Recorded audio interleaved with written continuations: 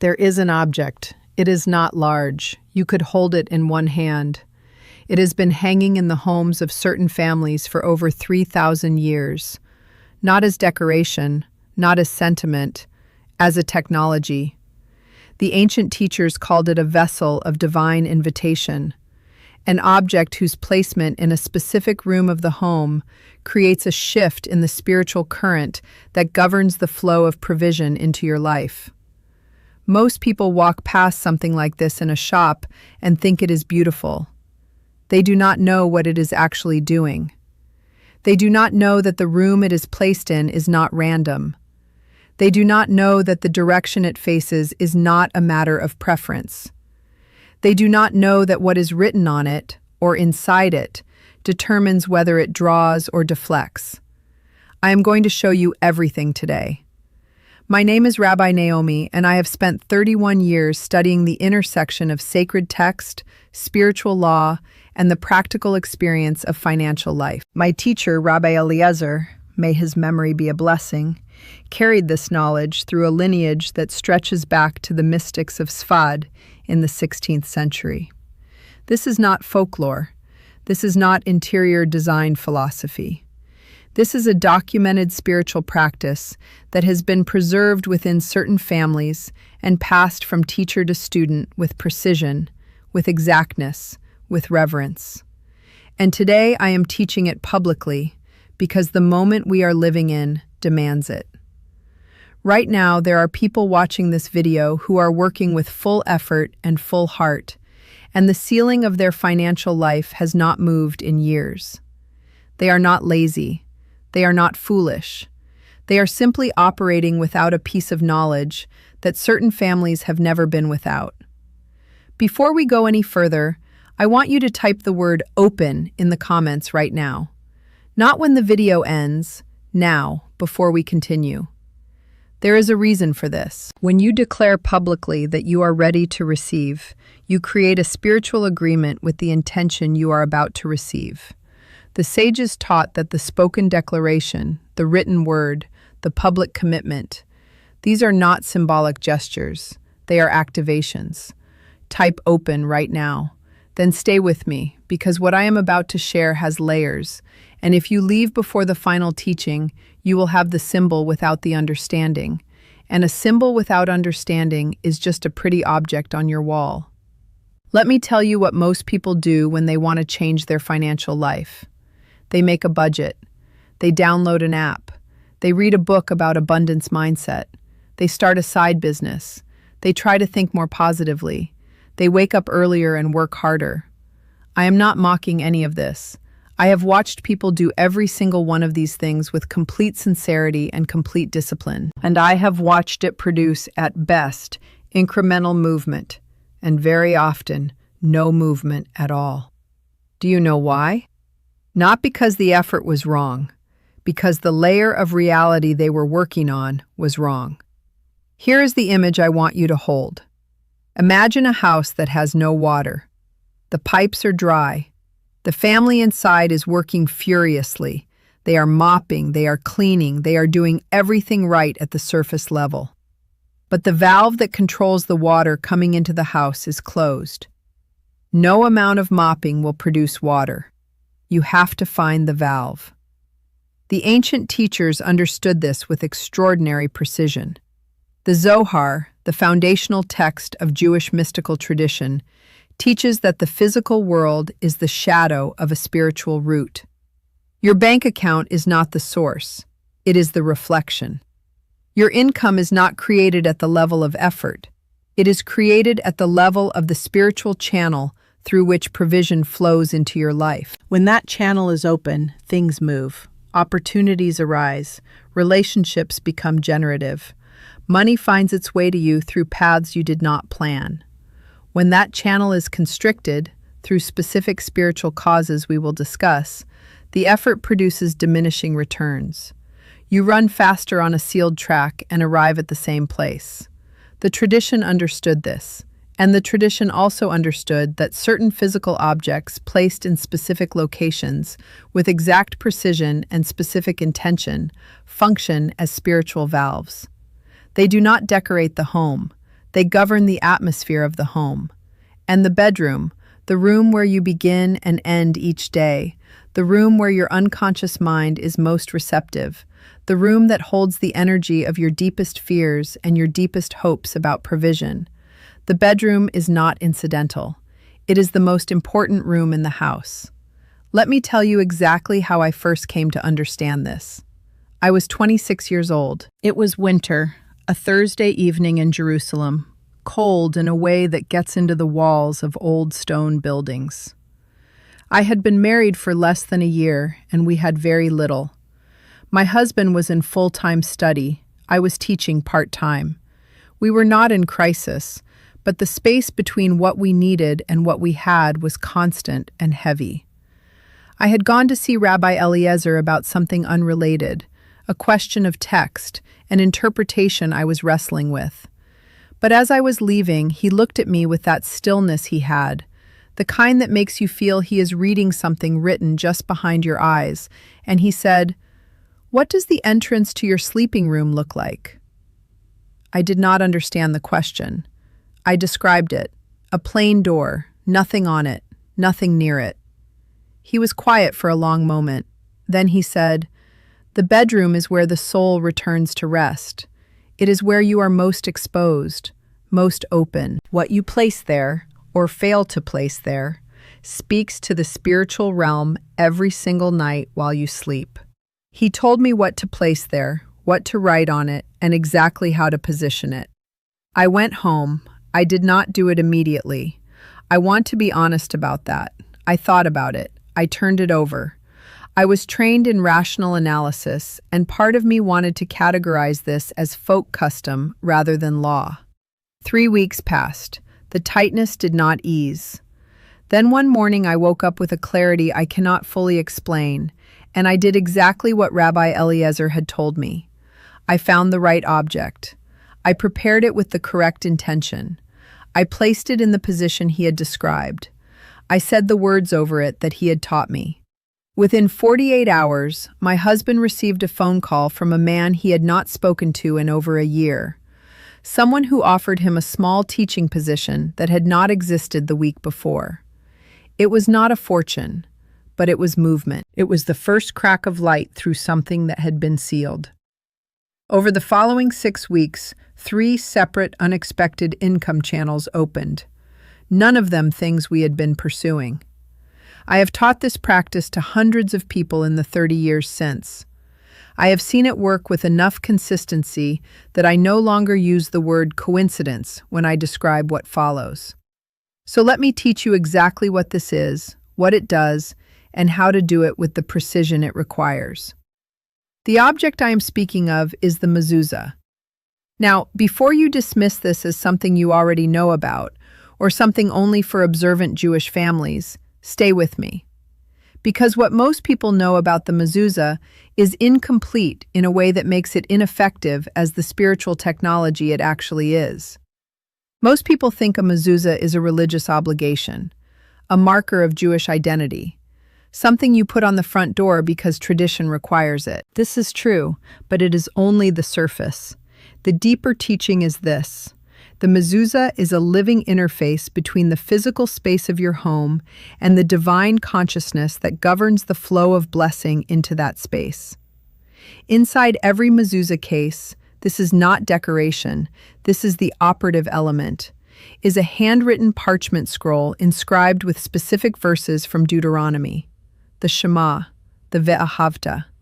These are not arbitrary passages. The sages chose these specific words because they contain within their letter combinations what Kabbalah calls tzirufim, sacred arrangements of divine names that function as spiritual frequencies. When written correctly by a trained scribe, in the correct order, with the correct intention, and placed in the correct position, this scroll does not sit passively on your wall. It actively broadcasts a frequency into the space it guards. Now here is what almost no one teaches, and this is the part that changes everything. The front door mezuzah, which most people know about, governs the energy of entry into your home in general. But the bedroom mezuzah governs something far more intimate and far more financially consequential. It governs the energy of your rest, your unconscious processing, and your receptivity to divine provision. The sages taught that during sleep, the soul partially ascends. It processes, it receives, it realigns. The bedroom is the room where this happens. A mezuzah on the bedroom doorpost does not merely fulfill a commandment. It creates a sanctified perimeter around the space where your soul is most open. It tells the spiritual realm, this space is dedicated. This space is aligned. This space is a vessel for blessing, not for constriction. And when the vessel is aligned, the Zohar is explicit on this. What flows into it is not blocked by the spiritual static that affects an unsanctified space. Now I want to address the question that is already forming in some of your minds. What if I am not Jewish? What if this is not my tradition? Hear me carefully. The teaching of the sages is that the laws of spiritual mechanics are universal. The soul does not have a denomination. The frequency of divine provision does not filter by religion. What we are speaking about is a law, like gravity, that operates on consciousness and space. The mezuzah is the Jewish tradition's most ancient and precise technology for engaging that law. Respect it as such, and it will respond as such. Now, let me be exact about what you must do and what you must not do, because precision here is not optional. First, the parchment inside the case must be a kosher mezuzah scroll. This means handwritten by a trained sofer, a scribe, using a quill, specific ink, and specific intention for each letter. A printed mezuzah, a decorative scroll, a mass-produced insert, these do not carry the spiritual frequency. The case can be beautiful or plain. That is aesthetic, not operative. What matters is what is inside. You can obtain a kosher scroll from a reputable Judaica source. Your local synagogue can direct you, or there are well-established online scribes. Do not purchase a cheap decorative mezuzah and assume the scroll inside is kosher. Check, ask, confirm. Second, the placement. The mezuzah is affixed to the right side of the doorpost as you enter the room. Right side meaning your right-hand side as you walk through the door going in. It is placed in the upper third of the doorpost, not at the top, not in the middle, but in the upper third. It is angled inward, the top of the case tilting toward the interior of the room, the bottom tilting outward. This angle was the subject of a famous debate between two great schools of Jewish law, the school of Rashi and the school of Rabbeinu Tam. And the resolution was this precise diagonal position, honoring both opinions simultaneously. That angle is not decorative. It is an encoding of the wisdom of resolution, of holding two truths at once, of a home that is both protected and open. Third, the intention at the moment of affixing. Before you attach the mezuzah to the doorpost, hold it in your right hand. Pause. Do not rush this. Say aloud, not in your mind but aloud, because the spoken word in this tradition has weight in the physical world. Say, I am placing this as a vessel for divine blessing in this home. I am opening this space as a channel for provision, for protection, for peace. Then say the blessing. Baruch atah Adonai, Eloheinu melech haolam, asher kidshanu b'mitzvotav, v'tzivanu likboa mezuzah. Blessed are you, Lord our God, Sovereign of the universe, who has sanctified us with your commandments and commanded us to affix the mezuzah. If you are not Jewish and this blessing does not feel natural to you, speak your own sincere declaration of intention over the object before placing it. The tradition teaches that intention carried in the heart and spoken by the mouth creates an imprint in the spiritual field of the space. What matters is that it is genuine, specific, and spoken aloud. Fourth, after it is placed, do not treat it as furniture. The sages taught that a mezuzah should be touched upon entering and leaving the room, not as superstition, but as an act of conscious re-engagement with the intention you place there. When you touch it, Your mind reconnects with the declaration you made. You are not just walking through a doorway, you are walking through a sanctified threshold. This conscious engagement is what keeps the frequency active rather than letting it become wallpaper. Fifth, have the scroll checked every 3 to 4 years by a certified sopher. The parchment can fade, crack, or become invalid due to environmental conditions. An invalid scroll does not function as a living spiritual interface. It becomes an empty case. This is not superstition. It is maintenance of the technology. What I have shared with you today is one piece, a significant piece, and if you apply it with the precision I have described, I have seen people experience a noticeable shift in the financial atmosphere of their home within the first weeks. Not a windfall, not an overnight reversal of years of struggle, but a shift, a loosening, a movement, a first fruit of alignment. What tends to follow is not always loud. A door opens that was previously closed. A strained financial relationship begins to soften. An unexpected opportunity surfaces. These are not coincidences. These are the first signs that the channel has been opened. For those of you who are ready to go deeper, who want to understand the full architecture of spiritual financial alignment, including the specific teachings on speech over money, on the energy held in objects throughout the home, on the practice of first fruits, and how it governs what multiplies in your life, I have compiled these teachings into a complete resource that carries exactly what this channel cannot contain in a single video. The link is in the description. Everything is there. If you are serious about a permanent shift, not a week-long experiment, but a fundamental change in the spiritual structure of your financial life, you will find it there. Now let me tell you what to expect in the next 48 to 72 hours after you place the mezuzah in your bedroom, because this is where most people make the mistake that undoes everything. You are not looking for a dramatic event. The spiritual realm does not open with fireworks. It opens with a whisper. You might notice an unusual moment of calm when you wake up, a sense that something is different in the room that you cannot quite name. You might receive an unexpected message from someone you have not heard from in months. You might find money in a place you forgot to check, or have a sudden moment of clarity about a financial decision you have been circling without resolution. These are not small things. These are the first fruits. You must acknowledge them. Say aloud when they arrive, "I see you. I receive this. I am grateful." Do not brush past them in your rush toward the larger result you are hoping for. The spiritual mechanics of this tradition respond to gratitude in real time. Acknowledgement of the small movement is what creates the conditions for the larger movement to follow. But here is where most people fail, and I am telling you this in advance so you do not become one of them. Within that same 48 to 72-hour window, a test will arrive. It almost always does.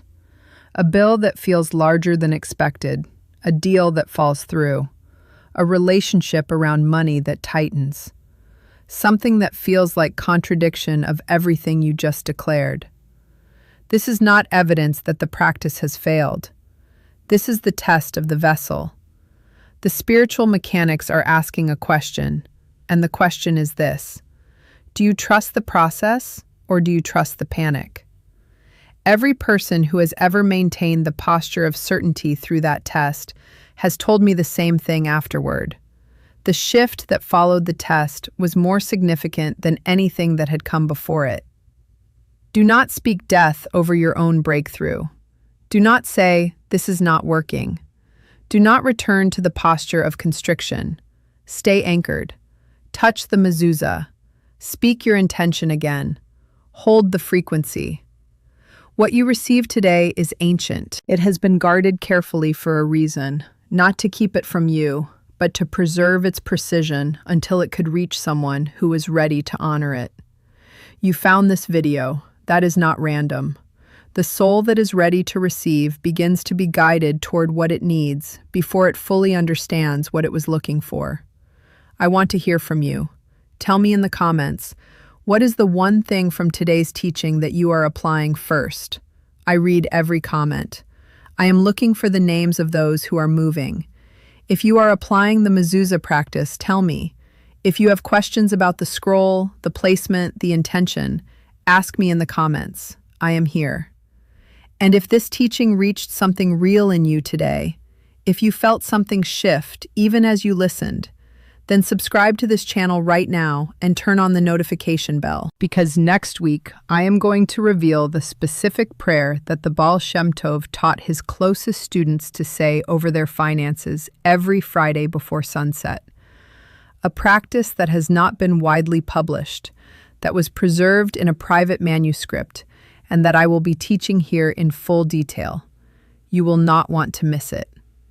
If you are not subscribed with the bell on, the platform will not bring it to you. Do not let that happen. And if this teaching moved you, if it stirred something that has been waiting to be stirred, press the like button now. It tells this platform that wisdom like this has a place here, that there are people who are hungry for it, and it puts this teaching in front of someone else who is silently searching for exactly what you just found. May the threshold of your home become a gate of blessing. May the space where you rest become a vessel for divine provision. May what has been sealed begin to open, and may what opens continue to flow in abundance, in health, and in peace. Shalom.